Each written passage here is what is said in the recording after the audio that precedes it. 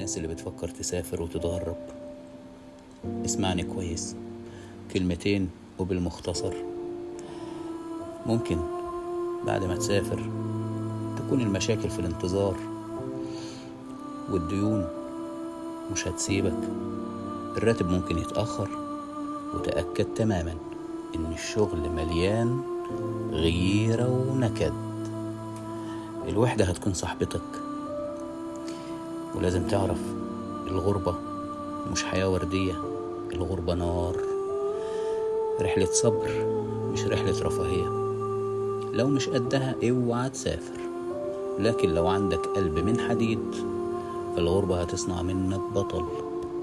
افتكر دايما حديث النبي صلى الله عليه وسلم: من أصبح منكم آمنا في سربه معافا في جسده عنده قوت يومه فكأنما حيزت له الدنيا.